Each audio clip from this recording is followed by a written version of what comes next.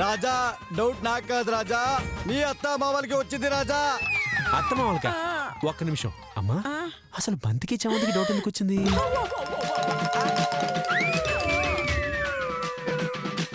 ఏంటి రాజా ఆ బంతి చామంతి మీ అత్త మామ రాజా? అంటే మాస్టర్ గారు నాకు బంతిలా అనమాట, అత్తయ్య గారు నాకు చామంతిలా అనమాట. అర్థమైంది రాజా, మొత్తం అర్థమైంది రాజా. నేను కరెక్ట్ గా బోర్డు లెక్క పెడతా. ఈ లోపల మధు గురించి నిజం చెప్పారో సరే, లేకపోతే అందరినీ జీపెక్కిస్తా రాజా. మరి మీరెట్లు వస్తారు సార్? రాజా నీ నెత్తి మీద ఎక్కుతా, నీ నెత్తి మీద ఎక్కుతా రాజా. A 1, a 2, a 3, a 4, a 5 constable ఎక్కించండి. అయ్యో ఎస్ఐ సార్, నేను చెప్పేది వినండి సార్. మా దగ్గర ఉన్న అమ్మాయి మధుమతి సార్, 100% మాస్టర్ గారి కూతురే. అయ్యా అక్క అనసూయ అక్క, మధుమతుని పిలువక్క. ఆమెతో మాట్లాడి వీళ్ళే డిసైడ్ చేసుకుంటారక్క.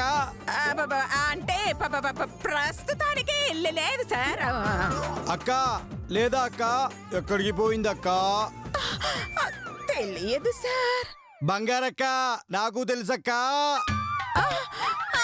అది నా డైలాగు.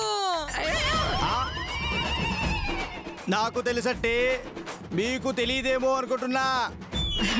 అయినా మమ్మల్ని అడగటం ఎందుకు, మీరే వెళ్ళి వెతుక్కోండి. Shut up! మర్యాదగా జీప్ ఎక్కుతారా లేకపోతే నన్నే ఎక్కించమంటారా? మనిషికి ఎంత తీసుకుంటారు? ఎందుకు ఎందుకు? జీప్ ఎక్కినందుకు. ఆ, అక్క నగలక్క, సర్వీస్ ఆటోలాగా సర్వీస్ జీప్ అనుకున్నావు అక్క. ఎక్కక్క, పోలీస్ జీప్ అక్క, ఎక్కు.